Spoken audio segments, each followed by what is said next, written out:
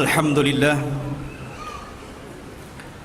Alhamdulillahilladzi hadana lihada wa ma kunna linahtadiya laula an hadana Allah. Asyhadu an la ilaha illallah wahdahu rabbi la syarika lah wa asyhadu anna Muhammadan abduhu wa rasuluhu alladzi la nabiyya ba'dah. Qala Allah azza wa jalla ya ayyuhalladzina amanu taqullaha haqqa tuqatih wa la tamutunna illa wa antum muslimun. Fa inna asdaqal hadithi kitabullah wa khairal huda huda Muhammadin sallallahu alaihi wasallam wa syarrul umuri muhdatsatuha wa kullu muhdatsatin bid'ah wa kullu bid'atin dhalalah wa kullu dhalalatin finnar. Ma'asyiral muslimin, jamaah sekalian yang dirahmati Allah Subhanahu wa taala. Alhamdulillah, pada malam hari ini kembali kita dipertemukan di Masjid Jabal Arafah, dan tidak henti-hentinya saya mengajak untuk mendoakan kepada yang membangunnya. Semoga Allah Subhanahu wa taala membalas dengan balasan yang setimpal kepadanya, dan juga tentunya kita yang memakmurkan di masjid ini. Ma'asyiral muslimin, pembahasan pada malam hari ini masih melanjutkan pembahasan pada minggu yang lalu, meneruskan tentang tanda-tanda alamatul kubra, alamat-alamat besar yang telah dijanjikan Rasul sallallahu alaihi wasallam kepada umatnya. Pembahasan pada malam hari ini kita akan khususkan kepada pembahasan tentang khuruju dabbah, keluarnya binatang dari perut bumi yang akan berbicara kepada seluruh manusia. Tidak ada satupun manusia kecuali akan diajak bicara oleh binatang ini. Dan fitnatud dabbah ini, ataupun fitnah binatang yang melata, yang bisa bicara dan memberikan tanda kepada mukmin dan kafir, ini tanda-tanda alamat yang berbeda dengan tanda-tanda alamat sebelumnya. Karena tanda-tanda ini sangat asing sekali. Kalau kita melihat Dajjal, maka Dajjal jelas turunan dari Bani Adam, yang Allah Subhanahu wa ta'ala berikan kemampuan yang tidak diberikan kepada yang lainnya. Begitu juga tentang Ya'juj dan Ma'juj. Mereka adalah turunan Bani Adam, turunan daripada Yafis ibn Nuh, dan mereka tidak mungkin masuk baik ke Mekah, ke Madinah, ataupun Baitul Maqdis. Tapi binatang ini bukan dari keturunan Bani Adam, dan dia bisa masuk ke Mekah, bahkan juga keluarnya dari Mekah atau dekat dengan Mekah, dan juga dia bisa masuk ke Madinah, bahkan ke Baitul Maqdis. Sehingga alamah kiamah yang kita akan jelaskan ini lebih aneh daripada alamah sebelumnya. Tapi ini bukan dongeng, ini kenyataan yang akan berlaku di akhir zaman. Ma'asyiral muslimin rahimani wa rahimakumullah, sebelum kejadian ini, kita tahu bahwa Allah Subhanahu wa ta'ala mengingatkan manusia dengan datangnya dukhan. Dukhan adalah asap yang hitam yang tebal dan masuk kepada seluruh rumah-rumah manusia, masuk ke gang-gang kota, masuk ke desa-desa. Bahkan Allah Subhanahu wa ta'ala mengatakan, fartaqib yauma ta'tis sama bidukhanim mubin. Allah menyebutkan bahwa kelak akan ada dukhan. Walaupun sebagian para sahabat khilaf. Menurut Abdullah bin Mas'ud radhiyallahu an, dukhan ini pernah terjadi kepada orang-orang Quraisy. Tapi pendapat beliau dibantah oleh pendapat Ali bin Abi Thalib radhiyallahu an, bahwa dukhan itu maksudnya alamah min alamatis sa'ah, satu dari tanda-tanda dekatnya hari kiamat. yaghshan nas, hadza adzabun alim. Seluruh manusia akan pingsan karena ini azab yang sangat pedih sekali. Ketika itu manusia diberikan kesempatan untuk bertobat kepada Allah Azza wa Jalla. Allah memberikan kesempatan manusia untuk kembali kepada Allah, tapi rupanya sama sekali tidak berpengaruh dukhan itu kepada kesadaran orang-orang. Ma'asyiral muslimin rahimani wa rahimakumullah, kita tahu bahwa setelah Nabi Isa bin Maryam meninggal dunia, maka manusia di atas puncak kehebatan, kesuburan, kenyamanan. Manusia kaya di mana-mana, tumbuhan tumbuh di mana-mana, buah-buahan di mana-mana, binatang ternak di mana-mana. Sehingga Nabi SAW mengatakan, tuba liman aish ba'dal masih. Beruntung orang-orang yang hidup setelah Al-Masih Ibn Maryam, karena mereka hidup luar biasa. Sampai pada waktu ketika mereka tertidur, tidur pulas, kemudian datanglah waktu subuh, seluruh manusia bangun. Orang-orang yang beriman sebagaimana aktivitas mereka melaksanakan sholat subuh. Mereka berangkat dari rumah-rumah mereka ke masjid. Tetapi selepas sholat subuh, matahari tidak kunjung muncul. Kemudian orang-orang pun bertanya, jam berapa ini? Maka orang-orang menjawab, ini sudah siang, sudah pun duhur, tapi matahari tetap gelap. Kemudian ditunggu lagi sampai asar, matahari nggak muncul juga. Sampai akhirnya yang harusnya matahari itu di waktu tenggelamnya, tiba-tiba matahari muncul, tapi bukan dari arah terbitnya, muncul dari arah barat. Ma'asyiral muslimin rahimani wa rahimakumullah, terjadi khilaf para ulama, mana yang lebih dahulu antara matahari terbit dari arah barat ataukah kemunculan dabatul ar, binatang besar yang akan berbicara kepada manusia. Sebagian para ulama mengatakan bahwa munculnya binatang itu 1 atau 2 hari setelah terbit matahari dari barat. Ada yang mengatakan binatang itu muncul dulu, baru 1-2 hari muncul matahari terbit dari barat. Allahu a'lam mana yang lebih dahulu. Tapi tidak jauh jaraknya antara sehari atau 2 hari antara kemunculan binatang dengan terbitnya matahari. Tapi yang jelas ikhwatu fiddin, ketika matahari terbit diizinkan Allah Subhanahu wa taala untuk terbit dari barat. Ikhwan, antum harus paham bahwa ketika matahari tenggelam, matahari tidak mengelilingi bumi sebagaimana pelajaran yang ma'ruf antum pelajari di sekolah-sekolah.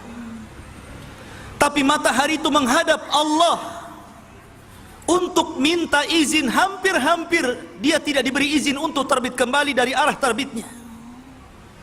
Setiap hari mereka datang kepada Allah dan sujud, kemudian minta izin untuk tidak terbit. Tapi Allah mengatakan, tetaplah kau terbit dari arah timur. Sampai pada waktunya Allah Subhanahu wa ta'ala memerintahkan matahari untuk terbit dari arah barat. Ketika matahari terbit dari arah barat, subhanallah, seluruh manusia yang mukmin semakin kuat imannya, yang kafir semuanya masuk Islam. Yusaddiqul kadhib, tiba-tiba para pendusta menjadi jujur. Wa yu'minul kafir, tiba-tiba orang kafir beriman. Tapi apa manfaat keimanannya ketika itu? Karena terbitnya matahari dari arah barat itu liyahya man hayya am bayyinatin wa yuhlika man halaka am bayyinatin. Allah Subhanahu wa taala akan meneguhkan keimanan orang yang sebelumnya beriman dan akan menghancurkan orang-orang yang sebelumnya kafir dan tidak beriman. Ketika itu para duat, para dai, para ustaz yang biasa mengajak manusia ke dalam Islam, yang biasa mengajak manusia kepada kebaikan dan ibadah kepada Allah, semuanya terhenti, tidak ada dakwah lagi. Kenapa? Percuma. Kalaupun dia berdakwah, kemudian manusia masuk ke dalam dakwahnya, beriman kepada Allah, tidak bermanfaat keimanannya. Ma'asyiral muslimin, inilah yang dikatakan di dalam Al-Qur'anul Karim. Allah Subhanahu wa taala berfirman, "Wa idzal waqa'al qawlu 'alaihim akhrajna lahum dabbatul ardh tukallimuhumun nas tukallimuhum anna an-nasa kanu bi ayatina la yuqinun." Dan apabila ketetapan Allah sudah terjadi kepada mereka, azab Allah sudah terjadi kepada mereka, maka ketika itulah kami keluarkan dabatun minal ard, binatang yang keluar dari perut bumi, tukallimuhum, yang berbicara kepada mereka. Sesungguhnya manusia, mereka dengan tanda-tanda kebesaran kami tidak yakin. Setelah itu muncul dabah. Lah dabah ini tugasnya yang pertama kali adalah memberikan stempel. Kalau dia seorang mukmin akan distempel dahinya, kemudian keluar cahaya. Kalau dia orang kafir akan diberi tanda di hidungnya sehingga menjadi gelap. Ketika itu nama-nama manusia terangkat, tidak ada orang memanggil dengan namanya. Panggilan ketika itu cuman ada dua, ya mukmin wa ya kafir. Itu saja. Sampai dijelaskan dalam hadis yang sahih, kata-kata ini menyebar di pasar-pasar. Jadi kalau antum berjualan kemudian mengambil barang dari orang kafir, antum akan mengatakan, saya mengambil barang itu dari si kafir. Kata orang kafir, saya membeli barang itu dari si mukmin. Sudah tidak ada lagi nama-nama, yang ada mukmin dan kafir saja. Subhanallah. Tetapi sudah biasa, tidak sakit hati. Ma'asyiral muslimin, jamaah sekalian yang dirahmati Allah Subhanahu wa taala, kita akan fokus membahas misteri tentang binatang yang bisa bicara ini. Kan ini pembahasan panjang, mohon sabar. Ma'asyiral muslimin, tadi saya sudah katakan bahwa munculnya binatang ini berdekatan dengan terbitnya matahari dari barat, entah 1 hari atau 2 hari. Dan apabila telah terkumpul munculnya Dajjal, terbitnya matahari dari arah barat, munculnya dabatul ar, maka ketika itu tidak manfaat lagi iman seseorang, kecuali sebelumnya dia telah beriman. Tapi kalau sebelumnya tidak pernah beriman, kemudian tiba-tiba beriman, atau dia beriman tapi tidak melakukan kebaikan, maka ketika itu taubat tidak lagi diterima di hadapan Allah Subhanahu wa taala. Ma'asyiral muslimin, jamaah sekalian yang dirahmati Allah Subhanahu wa taala, kita akan mengenal seperti apa binatang ini sebenarnya, bagaimana rupanya. Terjadi pendapat-pendapat banyak para ulama, walaupun sebagian pendapat ini dhaif, mengambil hadis-hadis yang dhaif, ataupun pendapat-pendapat lemah dan tidak berdasar. Tapi sebagai pengetahuan kita akan jelaskan, supaya ketika antum membaca sebuah makalah entah di medsos, antum tahu ini penjelasan gak benar. Yang pertama, Al-Imam Al-Qurtubi rahimahullahu ta'ala menjelaskan bahwa binatang yang akan muncul di akhir zaman adalah min fasilati naqati saleh, anak unta Nabi Saleh yang lari ketika hendak dibunuh oleh kaum Samud. Kita tahu bahwa di antara mukjizat Nabi Saleh alaihi salatu wassalam, mampu mengeluarkan unta bunting dari batu. Itu mukjizatnya. Lah ketika unta ini keluar kemudian melahirkan anaknya di hadapan kaum Tsamud, dan mereka merasakan nikmat yang luar biasa dengan sebab mukjizat unta saleh ini. Akhirnya mereka kufur dan belakangan kemudian menyembelih unta saleh. Ketika ibunya sudah disembelih oleh kaum Tsamud, maka anaknya ini yasruh, berteriak, kemudian lari dan masuk ke dalam lubang, kemudian tertutup batunya dan tidak pernah keluar.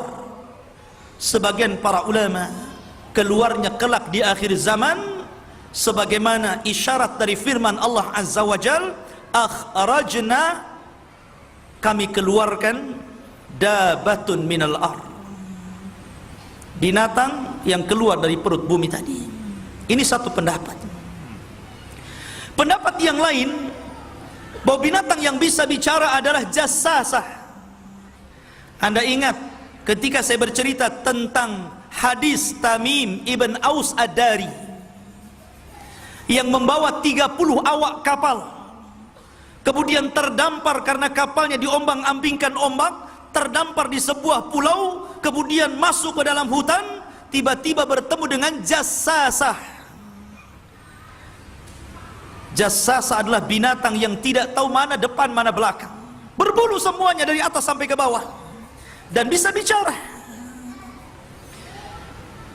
tapi hanya berdialog sekali dengan Tamim Ad-Dari. Karena kemudian jassasah ini mengisyaratkan supaya Tamim dan rombongannya menemui seseorang yang di Borgol, yang belakangan kata Nabi SAW, innahu dajjal, orang yang kau temui itu wahai Tamim adalah dajjal. Maka yang dimaksud binatang yang bicara itu adalah jassasah yang pernah ditemui oleh sahabat Tamim ibn Aus Ad-Dari. Kemudian pendapat yang ketiga, bahwa binatang itu adalah ular yang pernah menghalang-halangi orang-orang Quraisy ketika hendak merobohkan Ka'bah dan membangunnya kembali. Karena kita tahu ketika Nabi SAW berusia remaja belasan tahun, terjadi banjir. Banjir ini merobohkan sebagian bangunan Mekah. Kemudian orang-orang Quraisy membangun lagi Ka'bah, tetapi karena kurang dananya, karena mereka mewajibkan bahwa dana untuk membangun Ka'bah harus dari dana yang halal, sehingga tidak terkumpul banyak. Makanya tidak bisa menyelesaikan pembangunan Ka'bah seperti bangunan Ibrahim. Makanya mereka hanya bisa menyelesaikan separuh saja, dan separuhnya kemudian diberikan tembok yang kita kenal dengan Hijr Ismail. Sebenarnya itu bagian daripada Ka'bah. Lah ketika orang Quraisy ini hendak merobohkan dan membangunnya, tiba-tiba ada ular. Mereka takut. Kemudian tiba-tiba Allah mengutus burung dan mengambil ular itu, kemudian diterbangkan entah kemana. Maka orang-orang Quraisy mengatakan bahwa apa yang mereka lakukan adalah kebenaran, karena tidak ada lagi yang mengganggu mereka. Mulailah mereka merobohkan Ka'bah dan membangunnya. Sebagian ulama mengatakan bahwa dabah itu adalah ular yang pernah menghalang-halangi orang Quraisy ketika membangun Ka'bah. Ini tiga pendapat. Kemudian pendapat yang lain, tetapi pendapat ini sangat lemah, bahwa yang dimaksud dabah adalah manusia yang selalu mengingkari kemungkaran, memberantas kesyirikan, memberantas orang-orang yang menyelisih sunnah Rasul, memberantas orang-orang yang senantiasa melakukan dosa-dosa besar. Kalau memang ini dabah, berarti sudah muncul setiap hari. Dai-dai banyak. Berarti dai itu dabah kan begitu. Termasuk saya, nggak terima saya. Masa saya dikatakan dabah, gitu kan? Jadi yang dimaksud ini dhaif sekali, karena bagaimanapun dabah itu diisyaratkan kepada binatang, bukan kepada manusia. Ini pendapat yang lemah, nggak usah diambil. Kemudian ada juga yang mengatakan bahwa dabah itu ismul jinsi, nama jenis, bahwa seluruh binatang yang melata itu namanya dabah. Sebagaimana ketika Allah Subhanahu wa taala mengisyaratkan tentang robohnya singgasana Sulaiman, Ketika itu digerogoti dabah, binatang-binatang melata. Jin tidak tahu kalau Sulaiman itu mati. Baru setelah ada dabah binatang itu yang menggerogoti singgasananya, Sulaiman roboh. Kemudian barulah jin tahu, oh kalau dari dulu Sulaiman mati, tentu kami tidak dihinakan terus bekerja seperti ini. Menunjukkan bahwa jin tidak tahu yang gaib. Dan yang terakhir, ada yang mengatakan bahwa dabah ini memiliki seluruh sifat binatang. Ini yang aneh. Sebagaimana dikatakan oleh Al-Imam Ibnu Jurayj dari Ibnu Zubair radhiyallahu anhu, bahwa dabah itu ra'suha ra'su thaurin, kepalanya seperti banteng. Kemudian ainuha ainul khinzir, matanya seperti mata babi. Wa udhunuha udhunu filin, dan telinganya seperti gajah. Wa qarnuha qarnu ailin, tanduknya seperti rusa. Wa unukuha unuqa ni'amatin, dan lehernya seperti leher-leher burung unta. Wa sadruha sadru asadin, dadanya seperti dada harimau, dada asad, singa. Wa launuha launun namar, dan warnanya seperti harimau. Wa khasiratuha khasiratu hirrin, dan rusuknya seperti rusuk kucing. Wa dzambuha dzambu kabsin, ekornya seperti kabes. Kabes itu kambing gibas, kambing yang wol, yang berbulu itu. Wa qawaimuha qawaimu ba'irin, dan tingginya seperti unta. Kayak apa itu? Coba bayangkan. Kepalanya kayak banteng, matanya kayak babi, telinganya kayak gajah, tanduknya kayak rusa, kemudian lehernya kayak burung unta, kemudian dadanya kayak asad, singa, warnanya kayak harimau, rusuknya kayak kucing, kemudian ekornya kayak ekor kambing kibas, dan tingginya seperti unta. Kayak apa coba? Coba antum gambar gitu. Oh kayak gini rupanya. Ya. Masyurul muslimin rahimani. Kemudian dalam riwayat yang dhaif, tapi dhaif, binatang itu membawa dua barang pusaka. Satu tongkatnya Nabi Musa, dan satunya stempelnya stempel Sulaiman. Jadi kalau dia memukul orang-orang yang beriman, maka akan dipukul oleh tongkat Musa dahinya dan akan bercahaya. Ada yang mengatakan sebaliknya, di stempel Sulaiman kemudian akan bercahaya. Dan apabila ketemu orang kafir, maka akan dipukul hidungnya sehingga gosong. Ini yang menandakan mana mukmin mana kafir ini. Masyurul muslimin, jamaah sekalian dirahmati Allah Subhanahu wa taala. Kemudian dari mana keluarnya? Dan di mana sekarang ini dia? Kalau Dajjal jelas, Nabi SAW mengisyaratkan di mana keluarnya. Ya'juj dan Ma'juj juga jelas. Nabi SAW mengarahkan ke arah timur. Tapi dabah ini terjadi banyak khilaf para ulama. Walaupun ada kesepakatan di antara ulama bahwa dia akan muncul di Mekah atau berdekatan dengan kota Mekah. Jadi akan muncul di situ. Pendapat yang pertama, dan ini pendapat Abdullah ibn Buraidah,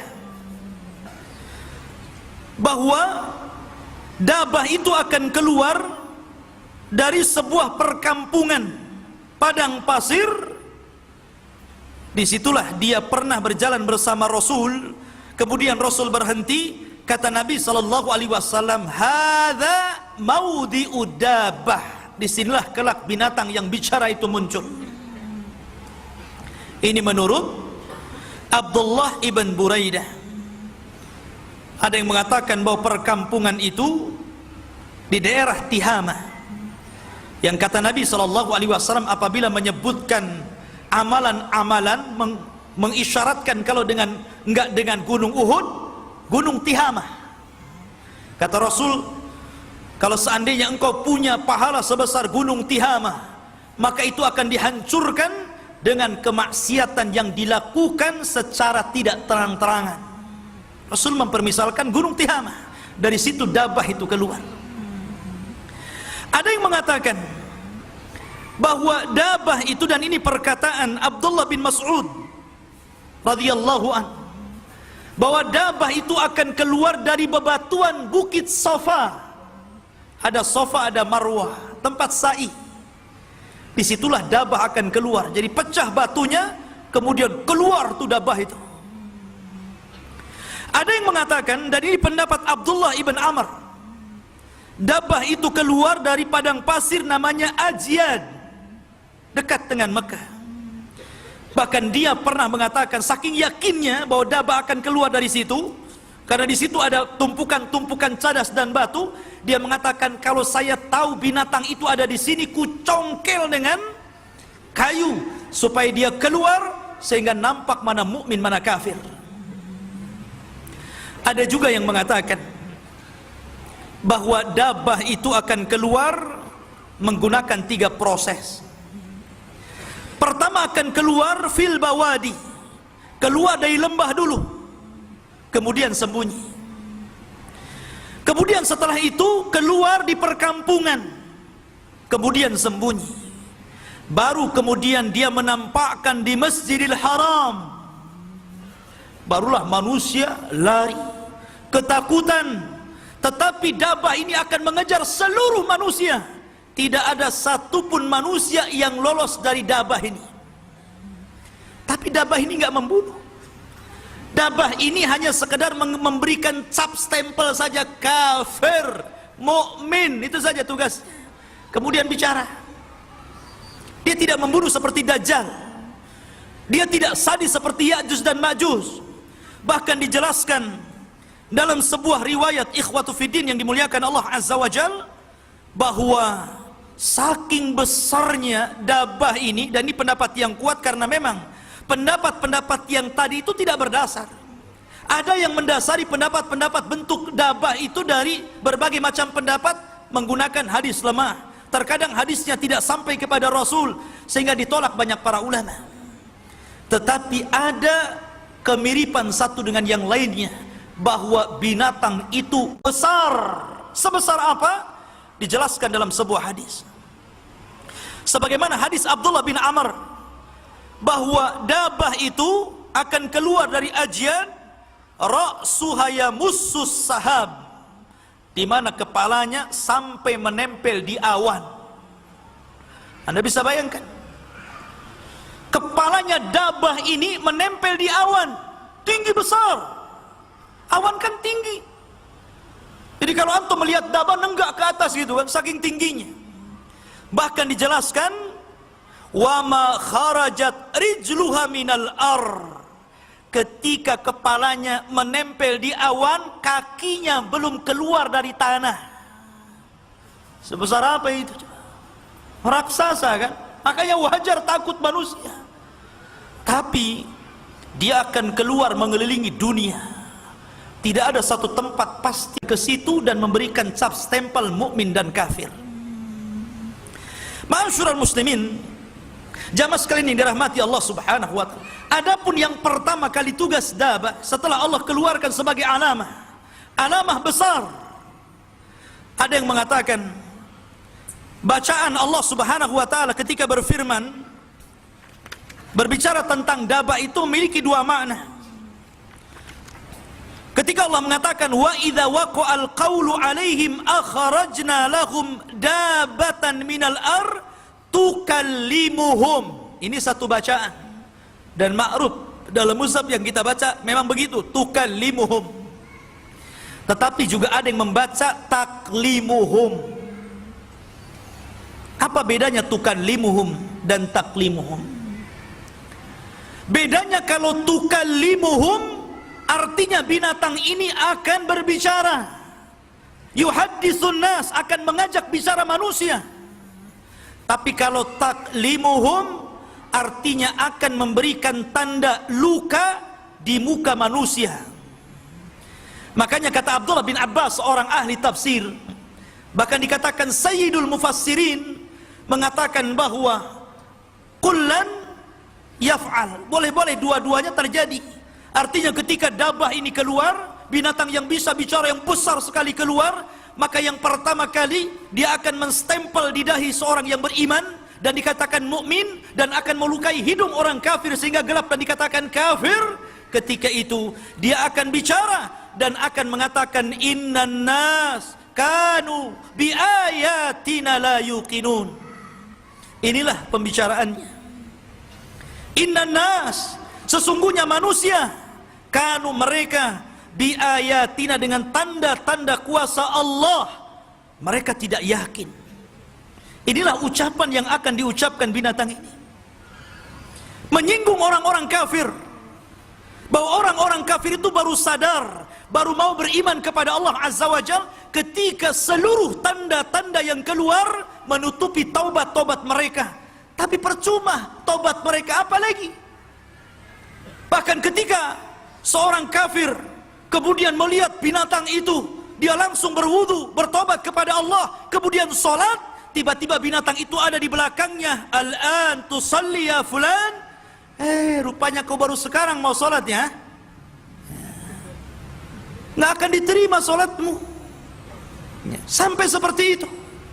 Jadi setiap ada orang yang sholat, al-an tusalli, oh sekarang kau mau sholat ya, sebelumnya kau kemana? Percuma mereka sholat. Dari sini ikhwatu fillah yang dimuliakan Allah Subhanahu wa taala, bahwa ketika itu semua manusia mampu membedakan mana mukmin dan mana yang kafir. Ma'asyiral muslimin yang dimuliakan Allah Subhanahu wa taala. Kemudian para ulama mengatakan bahwa hadis-hadis tentang masalah dabah ini sangat banyak sekali, dan disebutkan dalam sebuah riwayat. Contohnya riwayat yang dikeluarkan Imam Muslim dari Abi Hurairah radhiyallahu an. Kata Nabi sallallahu alaihi wasallam, "Thalathun idza kharajna la yanfa'u nafsan imanuha lam takun amanat min qablu aw kasabat fi imaniha khaira." Kata Nabi sallallahu alaihi wasallam, 3 perkara kalau keluar dan tiga-tiganya keluar semua, maka tidak akan bermanfaat lagi orang yang beriman kalau sebelumnya dia tidak beriman, atau orang yang beriman dan tidak melakukan kebaikan, tidak bermanfaat lagi amalan mereka. Kata Nabi sallallahu alaihi wasallam, tulu'us syamsi min maghribiha, ketika munculnya matahari dari arah barat. Wad dajjal, munculnya dajjal. Wadabatul ardi, munculnya binatang besar setinggi awan dan akan mengajak bicara manusia-manusia di zaman itu. Apabila 3 perkara terkumpul, maka keimanan seseorang tidak lagi bermanfaat. Makanya wajar kalau sebelumnya, sebelum muncul ini, Allah Subhanahu wa taala kirim dukhan. Harusnya ketika mereka melihat dukhan, melihat asap yang tebal di langit, kemudian masuk ke rumah-rumah mereka, yaghshan nas, membuat manusia pingsan, di situ ada kesempatan mereka bertobat harusnya. Tapi rupanya tidak juga. Mereka tetap kufur kepada Allah Subhanahu wa taala. Baru setelah terbit matahari dari barat, seluruhnya menangis, yang mukmin seluruhnya mukmin, yang mukmin semakin kuat keimanannya, dan yang kafir menjadi mukmin, tapi apa manfaatnya? Nggak ada lagi. Kemudian diperkuat dengan munculnya dabah tadi, dan jelas-jelas memberikan stempel. Stempel itu tidak mungkin dihapus, itu masalahnya. Nggak bisa dihapus. Sehingga ketika tidak bisa dihapus itulah, maka tidak bisa seorang mukmin berubah menjadi kafir, orang kafir berubah menjadi muslim. Makanya dalam riwayat, liyahya man hayya am bayyinatin wa yuhlika man halaka am bayyinah, supaya lebih keistiqomahan orang-orang yang beriman, makin beriman, tapi hancurlah orang-orang yang sebelumnya kufur, atau beriman dan sebelumnya tidak beramal saleh. Maka ketika itu Nabi SAW mengatakan, badiru bil a'mal. Kata Nabi SAW, badiru bil a'mal, bersegeralah kalian melakukan amal saleh sebelum datang 10 tanda kiamat besar. Dalam riwayat 6 tanda kiamat besar. Kemudian Rasul menyebutkan salah satunya khurujud dabbah, keluarnya binatang yang bicara ini. Ma'asyiral muslimin rahimani wa rahimakumullah. Kemudian Allah mengisyaratkan dalam Al-Quran surah Al-An'am ayat 158.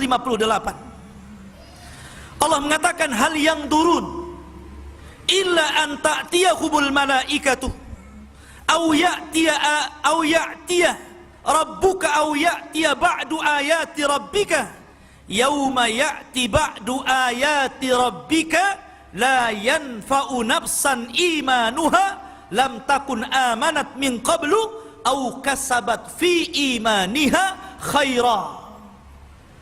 Hampir semakna dengan hadis Abu Hurairah yang saya baca tadi. La yanfa'u nafsan imanuha, imannya tidak bermanfaat lagi. Lam takun amanat min qablu, kalau sebelumnya tidak beriman. Au kasabat fi imaniha khair, ataupun beriman tapi tidak pernah beramal saleh.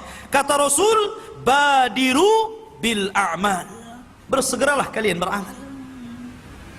Padahal ikhwan, di zaman Nabi SAW ada seorang kakek-kakek datang kepada Rasul. Seluruh dosa sudah dilakukan dia. Namanya kalau sudah kakek itu kan pengalaman dosanya lebih banyak dibandingkan anak muda. Karena sudah kakek kan gitu, waktu berbuat dosanya itu panjang. Sehingga dia datang kepada Rasul dan mengatakan, ya Muhammad, inni fa'altu dzamban 'aziman law wuzi'at ala ahli al-ardi la ahlakathum. Ya Muhammad, aku sudah banyak melakukan dosa, tidak ada satupun dosa kecuali aku lakukan. Kalaulah dosaku dibagi-bagi ini kepada seluruh penduduk negeri, hancur negeri itu, saking banyaknya. Menggunakan kalimat yang berlebihan. Kemudian dia mengatakan kepada Rasul, ya Muhammad, afi dinika minat taubah. Apakah dalam agamamu ada taubat? Apakah orang seperti saya yang sudah banyak melakukan dosa ada kesempatan untuk bertobat ya Muhammad?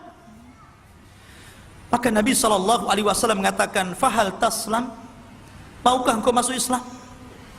Maka kemudian dia mengatakan, ya, kalau memang dalam agamamu ada tobat, saya siap mengucapkan asyhadu an la ilaha illallah wa asyhadu anna Muhammadar Rasulullah.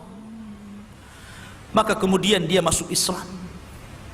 Ketika itu Nabi SAW tersenyum dan mengatakan, Allahu Akbar, baddalakallahu as-sayyi'atul hasanat.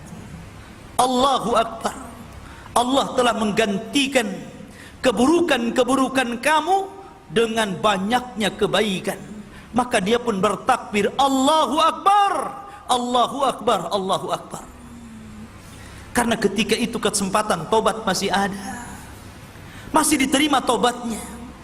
Walaupun dia banyak dosanya, tapi ketika itu ada kesempatan bertobat masalahnya. Maka kemudian kakek ini dihadiahi Allah dengan sorga.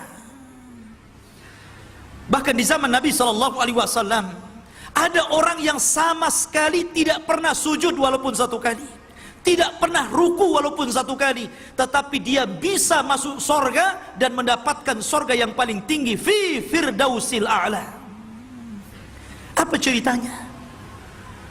Abu Hurairah radhiyallahu anhu menceritakan tentang kisah anak muda yang ketika dia ingin mengikuti perang bersama Rasul, ketika itu dia masih musyrik.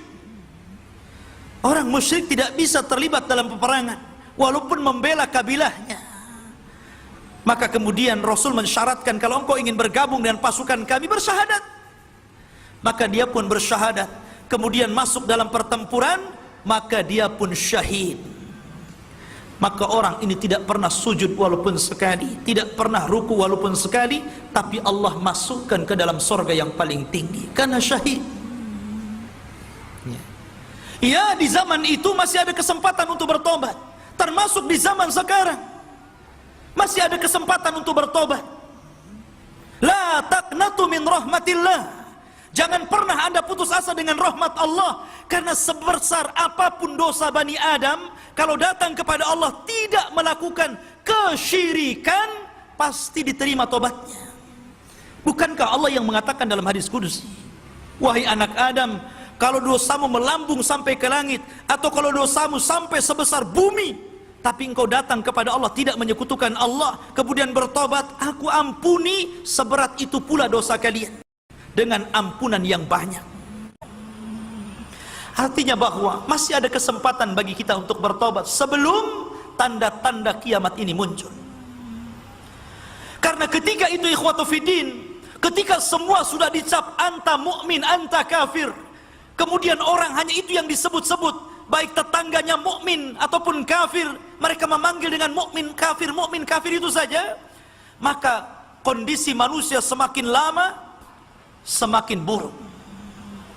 Ketika mereka kemudian sudah tidak peduli dengan maksiat, tidak takut lagi, menjadi biasa matahari dari barat, sudah tidak aneh lagi karena lamanya waktu, maka mereka lupa bahwa ini tanda-tanda kiamat besar. Mereka berzina di jalan, mereka lari kepada syaitan, menjauhi tauhid. Ketika itu Allah kirim angin. Angin inilah kemudian mewafatkan seluruh orang-orang yang beriman, sampai pun orang punya keimanan walaupun sebiji zarah. Antum tahu biji zarah? Biji zarah itu kalau antum lihat ada debu yang ngapung, tidak bisa dilihat kecuali lewat alat. Lewat alat itulah antum tahu di sini banyak debunya. Itulah biji zarah namanya. Walaupun ada orang yang memiliki keimanan selembut itu, maka angin ini akan menghembus dan akan mengenai, walaupun Anda sembunyi di gua-gua, di lubang-lubang, di bawah-bawah tanah, angin itu akan mengejar dan mewafatkan orang-orang yang beriman. Ketika itu tidak ada yang tersisa kecuali orang-orang kafir, orang-orang jelek, orang-orang jahat. Karena ketika itu tidak ada lagi gunanya sholat, gunanya puasa, gunanya sedekah, karena sudah tobat ditutup. Datanglah orang hitam dari Ethiopia, datang ke Mekah, bawa palu, kemudian dihancurkan Ka'bah berkeping-keping sampai roboh. Kemudian diambil isinya, pembendaharaannya, perhiasannya. Ketika itu Ka'bah dihancurkan. Apa gunanya? Nggak berfungsi lagi Ka'bah ketika itu. Mau haji, buat apa haji? Nggak ada gunanya haji. Tobat Anda sudah tidak diterima, ya kan? Mau sholat tidak diterima sholatnya, mau sedekah tidak diterima. Maka ke Ka'bah sudah tidak berfungsi. Makanya wajar kalau datang orang yang hitam dari Habasyah, dari Ethiopia, membawa palu, kemudian menghancurkan Ka'bah berkeping-keping itu, karena tidak ada lagi manfaatnya. Apabila telah keluar alamah-alamah besar ini, maka manusia tinggallah yang jelek-jelek ini. Ketika itulah kemudian Allah subhanahu wa ta'ala mengeluarkan api min qa'ri adnin, dari arah Aden. Aden itu mana? Yaman. Disitulah Allah subhanahu wa ta'ala keluarkan api. Api ini menggiring seluruh manusia ila mahsyarihim, ke tempat berkumpulnya mereka. Di mana? Di Syam. Seluruh manusia ketika itu akan berkumpul di Syam. Api ini yang menggiring seluruh manusia.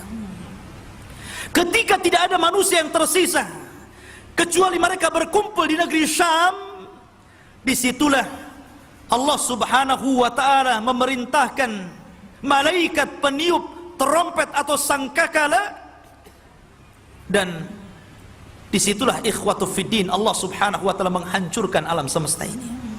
Kullu man 'alaiha fan wa yabqa wajhu rabbika dzil jalali wal ikram. Seluruh manusia hancur, bahkan seluruh malaikat mati.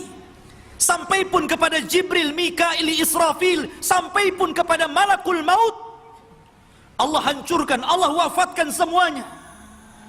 Ketika itulah Allah Subhanahu wa taala mengatakan, limanil mulkul yaum, limanil mulkul yaum. Kalian sudah tahu siapa raja kalian? Siapa raja kalian? Saya raja kalian. Saya bisa menghancurkan kalian. Ketika itu Allah Subhanahu wa taala mengatakan, limanil mulkul yaum. Kalian sudah tahu ini milik siapa? Ma'asyiral muslimin, ini bukan cerita, ini bukan dongeng. Ini akan berlaku. Dan ini bagian daripada iman kepada hari akhir. Satu di antara rukun iman yang 6 yang wajib seorang mukmin untuk mengimaninya.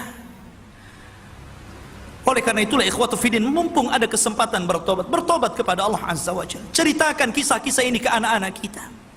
Karena demi Allah, Dajjal tidak mungkin keluar ketika tidak ada yang cerita di mimbar-mimbar.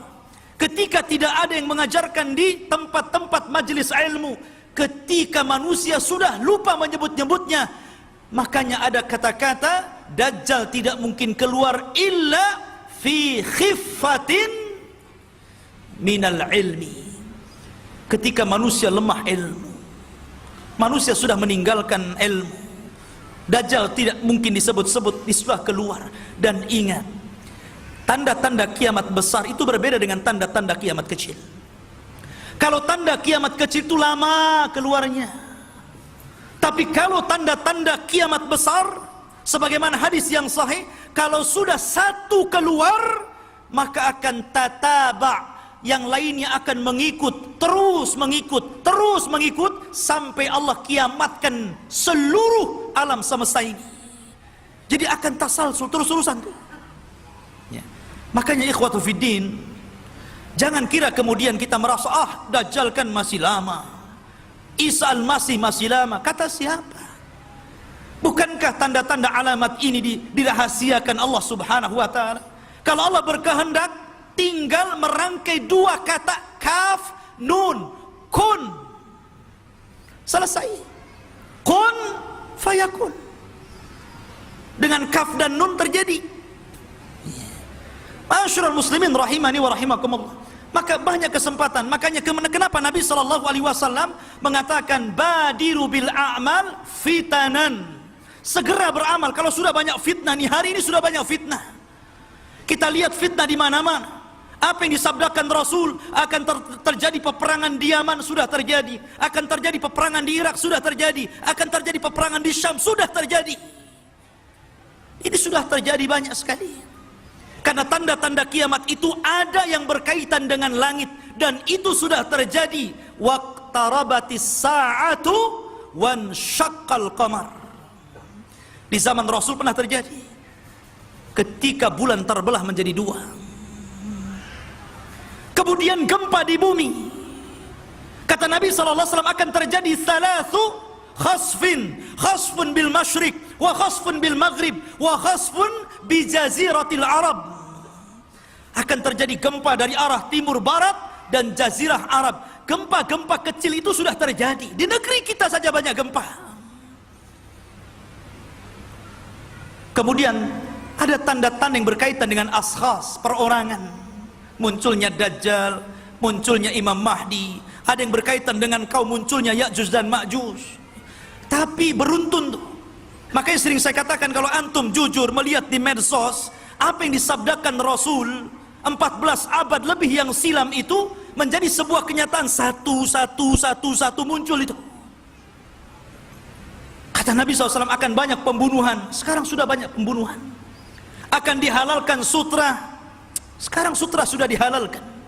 Akan apa yang haram jadi halal.